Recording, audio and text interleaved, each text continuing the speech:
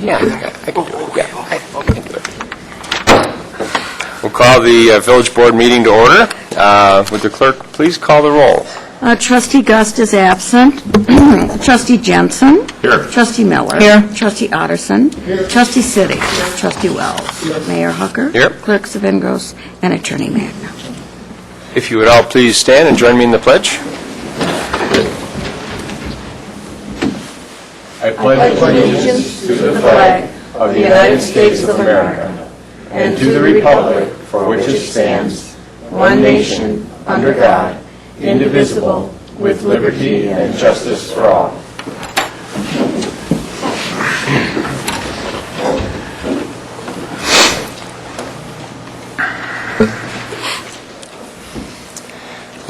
Just a quick comment. Richard called tonight. He is under the weather and wishes he was here. So keep him in our thoughts tonight. Hope he's feeling better.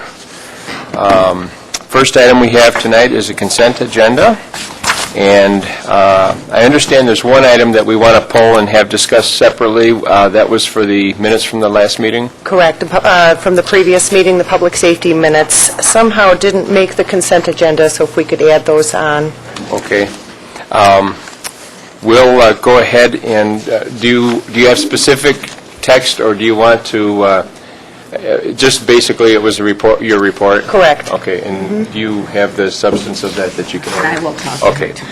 Then we'll consider that item separately. Before we continue, though, is there anything else that the board would like considered separately? Is there anything that the public would like to have the board consider separately? There being nothing, let's go ahead and have a motion for the minutes to be amended to include the public safety report that was omitted. So moved. We have a motion. Second. And a second. Any discussion? Roll call, please. Trustee Jensen. Aye. Trustee Miller. Aye. Trustee Otterson. Aye. Trustee City. Aye. And Trustee Wells. Aye. All right, and then I'd accept a motion for items B through J, and I'll list those off. Bills presented for payment in the amount of $209,524.55. The Building Department report, the TIF and zoning report, the Public Works report, Code Enforcement report, Engineers report, Economic Development and Public Relations report, and the Parks and Recreation report. Would accept a motion for that? So moved. We have a motion Second. and a second. Any discussion?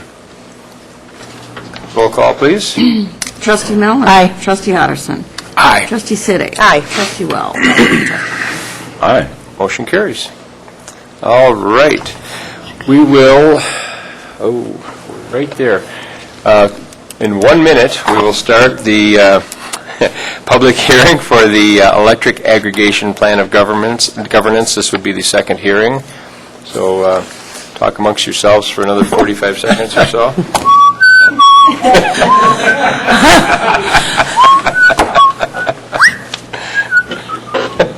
Pretty good. The whole song, that's the best part. Yeah. Yeah. At least he's not singing that goofy Camptown Races song. Camptown Race. Isn't it the Jeopardy? That was Jeopardy.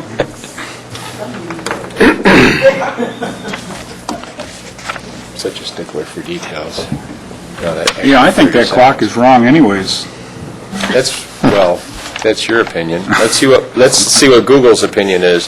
Oh, it's 7:05 now. All right. We will then go into the public hearing for electric aggregation, and I will turn this over to our village administrative coordinator, John. Thank you, Your Honor. As you mentioned, Your Honor, this is the second public hearing in the plan of governance for the electric aggregation program. There has been no substantive changes since the last public hearing.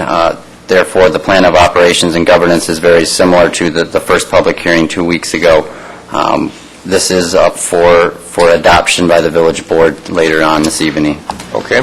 Did we receive any written comments? No, sir. Okay. Is there anyone from the public that would like to address the board with regards to the plan of operation and governance for the electricity aggregation program? This is going to be a short hearing, I can tell now. Uh-oh. Could we have a little more explanation of what's involved? Just the overview of the program itself? Quick overview. Certainly. We'll turn that back to John, and he can do the review.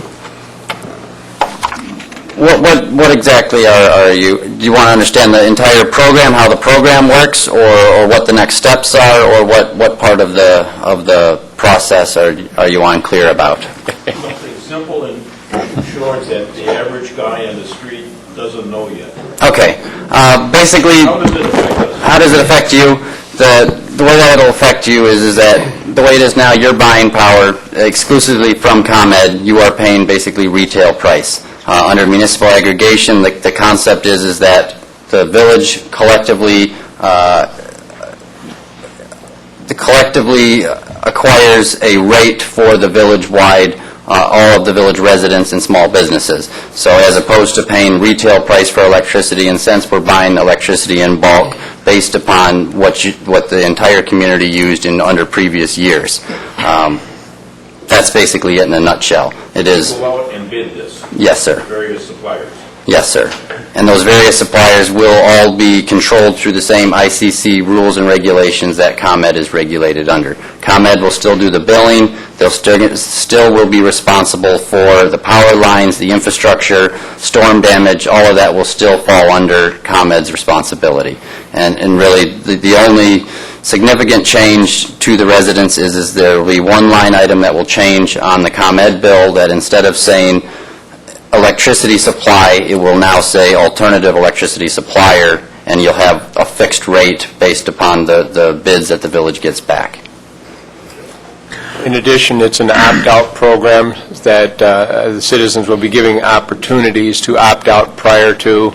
And then, what is the condition once the initial opt-out period expires? What is the next? Is there a provision for a citizen to opt out after the contract starts with a new supplier? That would be something the village will certainly try to work into the bid documents. Many times, we are able to leverage that where, even though the resident does not opt out during the 14 or the 21-day period which they're given, they would still be able to opt out at any time during that year with no termination fee. They would also be allowed to move from one residential household in Beach Park to another household. They'll take the same account information, you'll get the same rate. There is no guarantee for new residents moving in that they will necessarily get the same rate. Certainly, they usually do. But if the electricity charges or the electricity prices change drastically during that year, they may come in at a rate that is higher or that is closer to the ComEd rate because they weren't in the initial program. You are also aware that there are probably many homes in Beach Park that are all electric, have electric heat.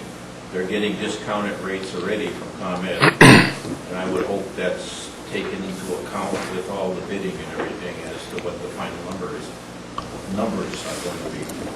When municipal aggregation first started, typically they would leave out the space heat customers because they were getting a discounted rate, as you indicated. However, over the past year, the alternative suppliers' rates have been drastically cheaper than even the space heat rate that ComEd has been giving to the residents. And so now, even the space heat residents would benefit from the municipal aggregation program because typically that price is even lower than the space heat rate.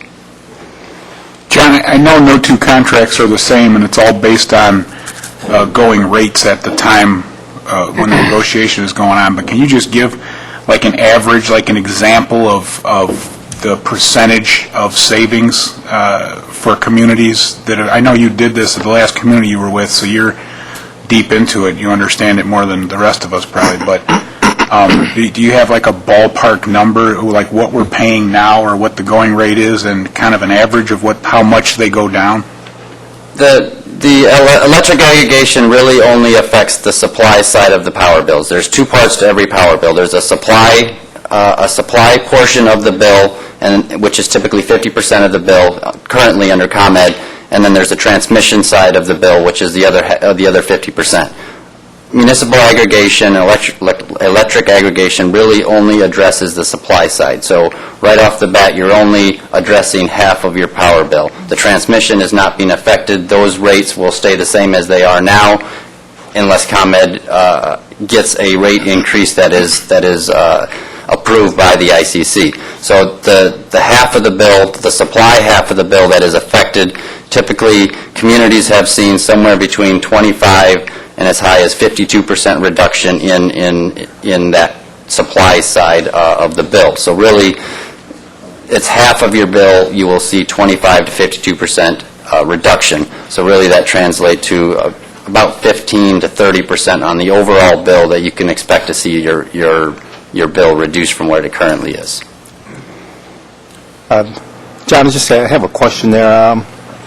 In terms of the duration of contracts that we will be pursuing, I'm assuming that as this electrical aggregation process plays out and the competitive stars start to align, we might start to see fluctuation in the rates there. Will we be looking at more short-term rates in the event that there's a change in the prices over time, so we're not locked into a long-term rate, or exactly how would it play out? Can you elaborate on that? I think that the most beneficial way for the village to bid this would be to do a 1-year, 2-year, and a 3-year pricing. And then ultimately, dependent upon what those different rates are, generally speaking, 2 years, the rate will be higher than the 1-year rate. The 3-year will be higher than the 2-year rate, because the projections is that energy is always going up in the future. So dependent upon the difference in price between 1-year, 2-year, and 3-year, that's kind of going to be the determining factor on whether the village signs a 1-year contract, a 2-year contract, or a 3-year contract. Okay, thank you. Time frame for, assuming everything follows through according to our plans tonight, what type of time frame do we expect to have bids and roll a program out? It'll probably be about midsummer, sir. Okay. In other words, in time for saving some on the air conditioning bills that everybody will be enjoying this summer, because it's going to get hot. Yeah. I hope. Ideally. Okay. I have a question on opting out. In your previous experience, was that something that anyone ever actually did? I think typically that you would see somewhere between 2 and 7% is what I've seen as far as opt out, people that opt out of the program. That's people that currently already have their own alternative supplier will not be automatically eligible for this program. The village has already gone through all of the power accounts for the entire village, and residents that already have an alternative suppliers will automatically be left out. So the ones that you're asking about are the ones that specifically would be eligible for this program. They want to opt out and either stay with ComEd or they want to shop their own alternative supplier. That's usually somewhere about 5%. I can't imagine wanting to spend more money for energy, but I guess some people like what's comfortable and... Okay, thanks. John, in terms of the residents that are already using alternative suppliers or sources, those individuals only be locked in, I'm assuming, until such time their contracts expired. At that time, I'm assuming they would be eligible if they so chose? Yes, sir. And when I've done this previously, and certainly this would be something that we will encourage and try to work into the bid documents for the new supplier, where we will notify all of the residents that have an alternative supplier and certainly not give them legal advice, but encourage them to get legal advice, look at the contract, determine what the termination cost is, and then make a business decision on whether, the $25 cancellation fee to save $10 a month is worth it or not. And that's something that the village will notify those ones. This is the rate that you would be eligible under the village program, and let those individual property owners decide whether they want to terminate their individual agreements and join the village program. Thank you. John, I have a question for you. At what time during this process does the public, what steps do the public need to know to opt out in case that's a decision that they need to make? Is there certain steps that's required? Is this in advance? Is there a window? There is a window. It's a very defined window. It can be 14 days, it can be 21 days, but each of the residents, all of the residents, whether they're all of the residents that have been identified now as eligible ComEd accounts, they will be given a postcard. They will be given a mailing saying that this is the program that the village is pursuing. Included in that will be a pre-addressed postcard that they check a box that says, I want to opt out.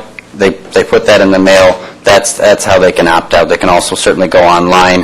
We would have our own Village of Beach Park electric aggregation website. They could go onto that website and they could opt out that way. But it will have to be within some defined time frame.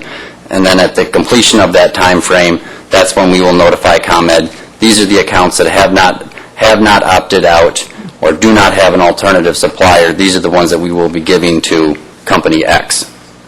Great, thank you. Electric bills can be sort of complicated. I'm wondering if there's going to be any effort made to assist those in the public that would like a little advice or guidance in making a decision. Certainly, village staff is here every day of the week. I will find time to meet with anybody who wants to sit down and talk about it on a one-on-one basis. We can certainly set up an informational meeting prior to the actual transition period for any residents that have additional questions or concerns which have not yet been addressed. Okay, that's my suggestion, that you do that. Yeah. I would also expect that the chosen supplier would also have a wealth of information available, whether it be on our website or whether it be a customer service line or something, in order to help people that have questions from that side as well. I know some of the presentations we had, that was part of what suppliers had presented us as an option, so. All right. Any other questions or discussion? All right, we'll go ahead and close the public hearing and continue on with our board meeting. Now is the time for trustee reports. So first up, we have building and zoning with Trustee Wells reporting. Thank you, Your Honor. I have no report. It's been kind of a quiet month, hasn't it? Absolutely. But we expect it to heat up any day now. Okay. All right. Next, TIF committee. We did not have a meeting this month for lack of agenda items. Excuse me. Public Works, Trustee Otterson. Looks like you got a few things for us. Thank you, Mr. Official newly elected mayor. The first item on the Public Works agenda, if you'll recall, a few meetings ago, we had a final payment to the contractor that installed the booster pump on Sheridan Road. Now this is the end of the thing. This is the final payment for the company that supplied the booster pump and all the equipment that were installed. So I would make a motion that we pay final request number 2 to Dakota Pump in the amount of $25,171.50. We have a motion. We have a second? Second. We have a second. Any discussion? Roll call, please. Trustee Otterson. Aye. Trustee Siddick. Aye. Trustee Wells. Aye. Trustee Jensen. Aye. And Trustee Miller. Aye. Motion carries. Okay, thank you. The second item, it's that exciting time of year when we're just a couple weeks away from our spring cleanup program. The village solicited for bids. We got bids from 2 companies. Advanced Disposal is the low bidder, and all the documents are in order. So I would make a motion to recommend that we approve the contract with Advanced Disposal for the 2013 spring cleanup program. That would be resolution Resolution 16. number 16. We have a motion. Second. And a second. Any discussion? Roll call, please. Trustee Siddick. Aye. Trustee Wells. Aye. Trustee Jensen. Aye. Trustee Miller. Aye. And Trustee Otterson. Aye. Could we state who the second bidder was? Groot. It was Groot. Yes. Right. Let's see, the third item is an agreement with a homeowner at 40775 Green Bay Road. This is, it's a payment in lieu of agreement.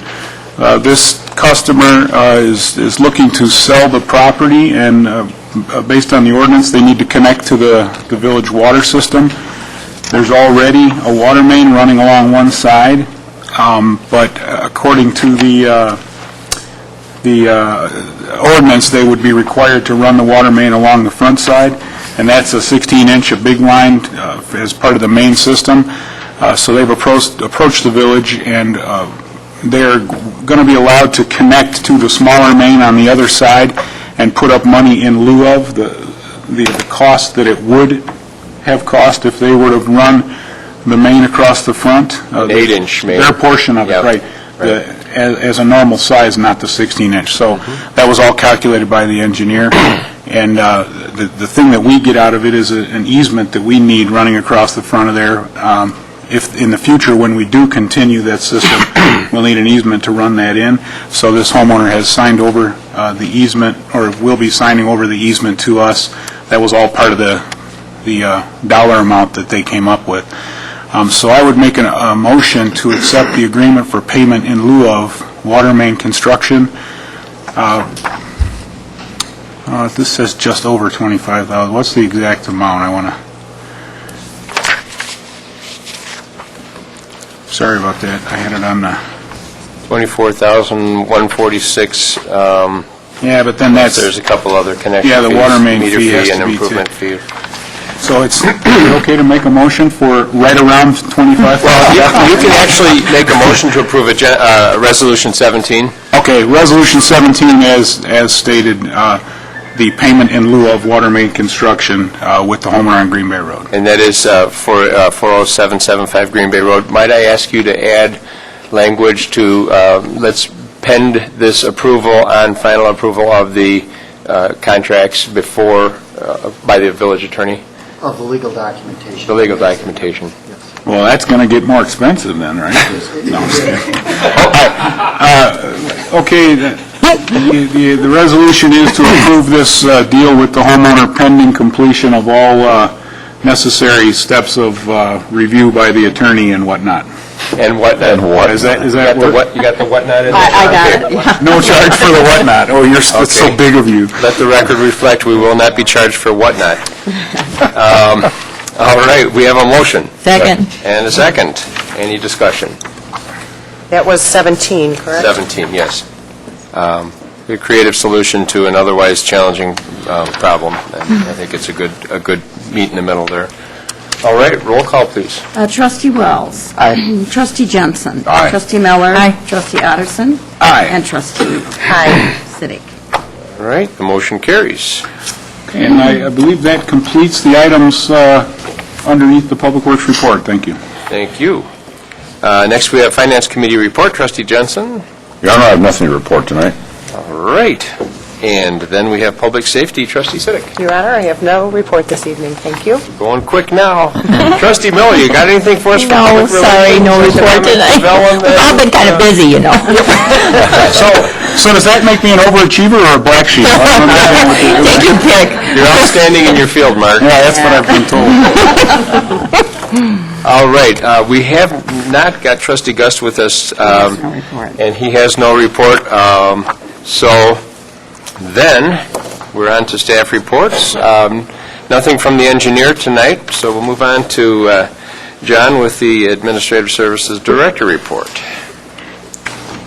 Mayor, before you, I have a letter from the engineers in regards to the Wadsworth North Avenue reconstruction project. Really what we would like would be for the board to make a motion to reject the bids and authorize a re-advertisement of this bid package based on two premises. The first premise being that we only received one bid for this project, and the second premise is that the bid came in well over the engineer's estimate, both of which are grounds under Illinois state statute for rejection of the bid. So I'd like to ask that we make a motion to reject the bids and authorize a re-advertisement of this bid package, sir. So moved. Second. We have a motion and a second to that effect. Any discussion? All right, we'll have a roll call on that motion. Trustee Johnson. Aye. Trustee Miller. Aye. Trustee Addison. Aye. Trustee Stiddy. Aye. And Trustee Wells. Aye. Motion carries.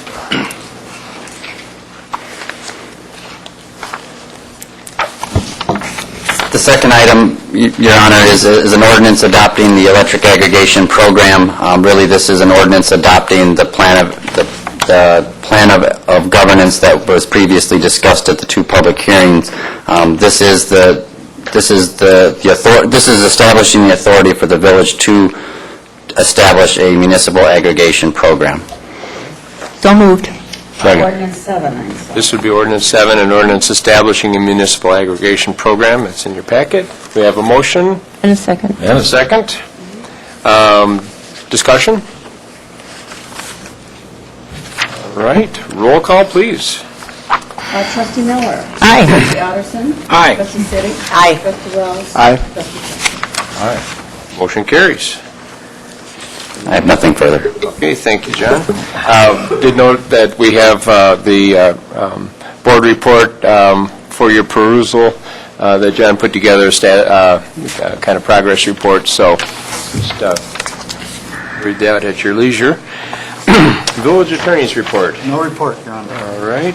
Village Clerk? Just a short report that the election was on Tuesday. The canvassing board is now done by the county.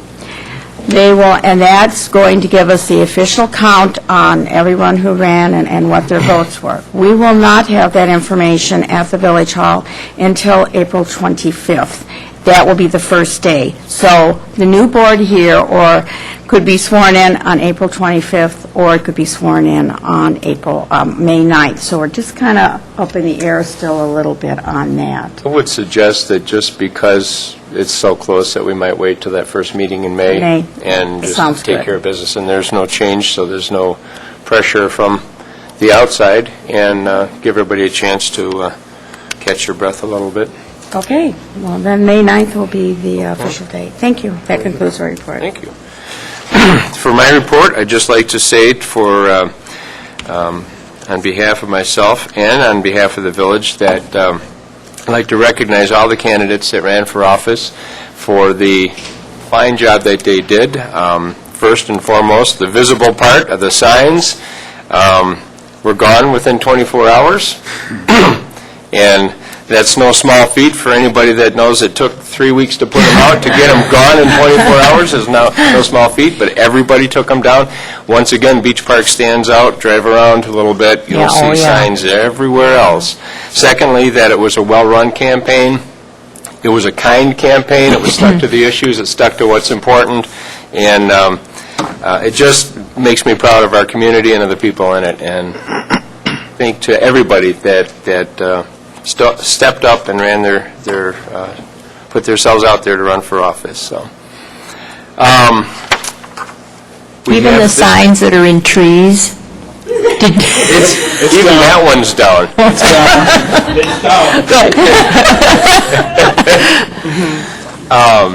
Now is the time for citizens to address the board. All I would ask is that you would come to the podium, state your name, your address, and your case. You get to go first. Good evening. My name is Louis Alberson, 3801 North Loyola, and again, congratulations to everyone. Up to my now. Can you hear me now? Yes, we can. So my first question is has the city or has the village decided on a time frame for the completion of Beach Road yet? That is a great question. Engineer side here, John, do you have an update from Public Works meeting, when they're going to start again? Really, we're still waiting for the asphalt plants to open. I believe that they're going to start doing some of the site restoration later this month. Really, the asphalt pavement going on Beach Road will be the very last step, so that really cannot be expected until at least May or June. As soon as it dries up enough, they're going to start landscaping. I figured, that's what I was curious on. And then a question on that same note is, with Beach Park, or Beach Road being finished up, is something going to be done to beautify that area now that we're starting to have the little, the bicycle path, or are we going to just leave it with gravel? I wasn't... It's going to be paved. It is going to be paved? It'll be a paved path, there'll be grass restored around it and Excellent. the like, yep.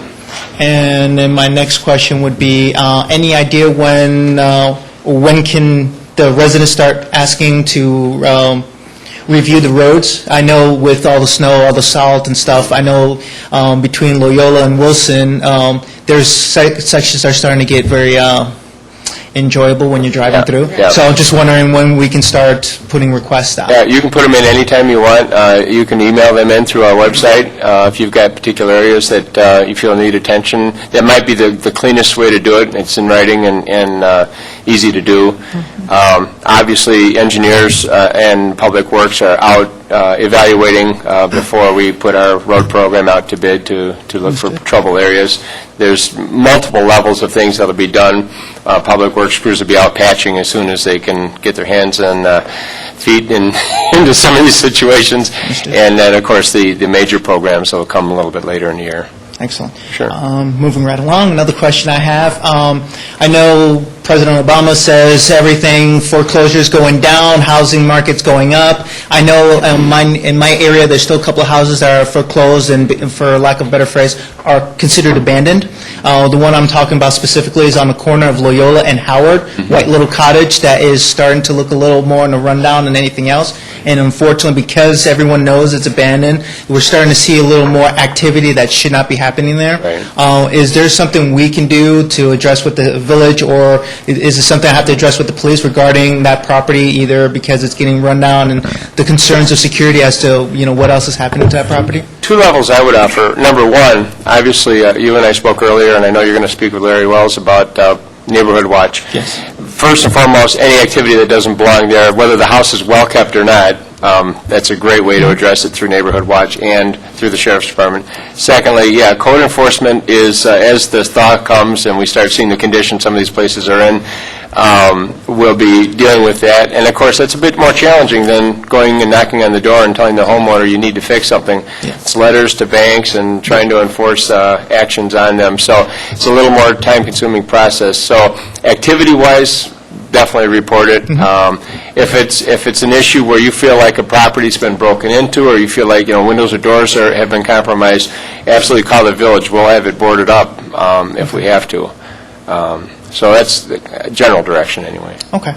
And then here's a question that someone shared with me, and I don't know how true it is, and I don't know if you have the answer for this. I understand ComEd's responsible still with in terms of the lines and equipment and all that stuff. One of my neighbors mentioned that with this new aggregate of the electricity, that ComEd is trying to push for these meters or these the remote control meters, the smart meters. And from my understanding is that they're forcing the resident to actually pay for that. Do you know anything about that? And if that's true, is there something we can, I don't know, maybe... You won't be billed separately for it. You're already paying for it through the smart meter program. That was, the legislation was passed, I think it was last year or beginning of the year, or end of the year before.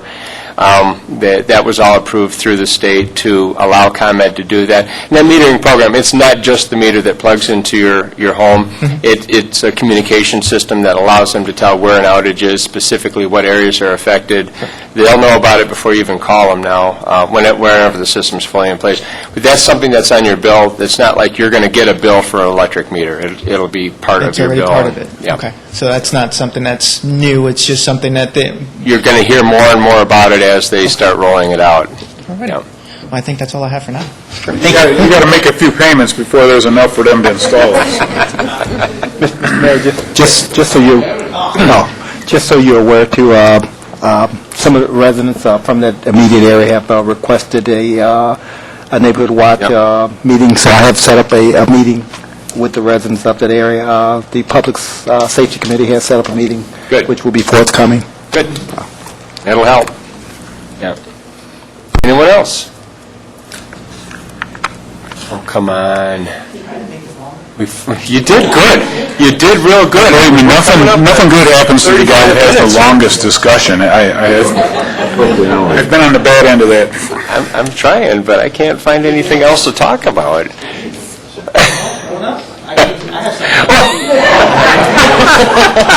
The sound of my voice. No, you got 3 minutes. I'm sorry. No, go ahead. This is something I discussed with Trustee Gus about doing a snow hill. And I never heard feedback, and I didn't know if that was something that was discussed, or it was just something we're just waiting for. Well, I think you brought that next up at winter. the last meeting, right? Yes. I don't know I if think- Parks and Rec has even met yet, so Oh, okay, that's what I thought I'd ask. Yeah. Yeah, Monday night they have There you go, come on and talk to them you can always come to the at meeting. 5:30. Yeah, April 15th, there's a Parks meeting. Oh, and I will. Oh, I didn't know that was open to the residents. All committee meetings are open. Whatever comes. Yeah. Well, not that I know. Refreshments. Watch what you ask for. Isn't there a soda machine out there? All right, so April 15th, same time? April 15th, 5:30, upstairs. 5:30. And if the door's locked, just bang real hard. They forget to unlock it sometimes.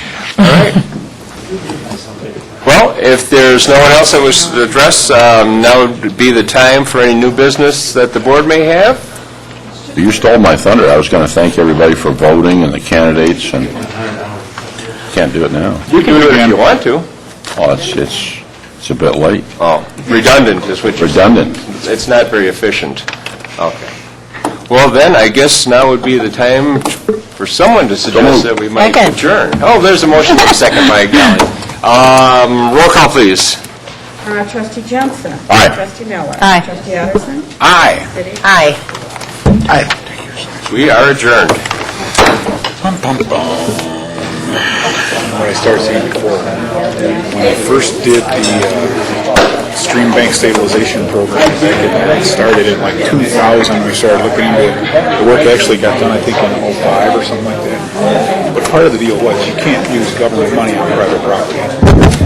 So all of the adjacent property owners had to give an easement, like a 50-foot wide